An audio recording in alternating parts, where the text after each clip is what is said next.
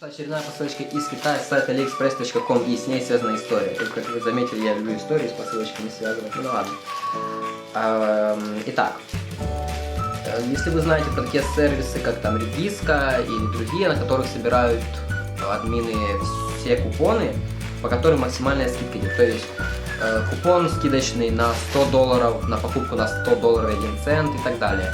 Вот я воспользуюсь таким купоном у продавца на $60. То есть заказал там много вещей, там электроники, заплатил за это $1. Ну и, конечно же, не рассчитывал, что мне что-то пришлют полезное, но и вообще вышлют. То есть продавец отморозился, сказал, что он не будет ничего высылать, но все-таки выслал. Даже трек номер предоставил. И действительно рабочий трек номер. И давайте посмотрим, что нам пришло на $1. Хотя стоимость он указал $10, а заплатил я 1. Такой продавец интересный чувак.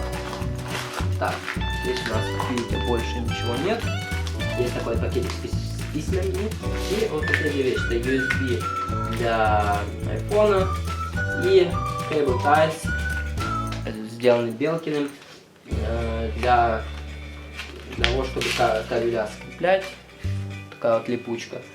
Ну, в принципе, он угадал, мне эта вещь в принципе нужна, поэтому это очень хорошо. Ну, они стоят не $1, это уже радует. Он потратился больше на пересылку и на сам товар. Так, давайте, если интересно, посмотрим письмо. Одно и второе. Так, положено. Вот. Я вот положу так, чтобы видно было. Интересно, вот. Почитайте, не буду зачитывать. Но суть в том, что он говорит, здесь он просто рассказывает, что наш типа заказ отправлен, это ладно. А вот основное письмо, в котором указано, что это ошибка сайта AliExpress. И типа он ни при чем, поэтому прислал нам типа бонусами такие вот вещи. Хотя присылать он был не должен нам ничего. Вот так, можете почитать, если интересно. Поставить на паузу и читать, если интересно. На английском там все, в принципе, предельно ясно. Отправлен на 7 августа, сегодня уже сентябрь, тоже за месяц дошло. В принципе, нормально. На этом все.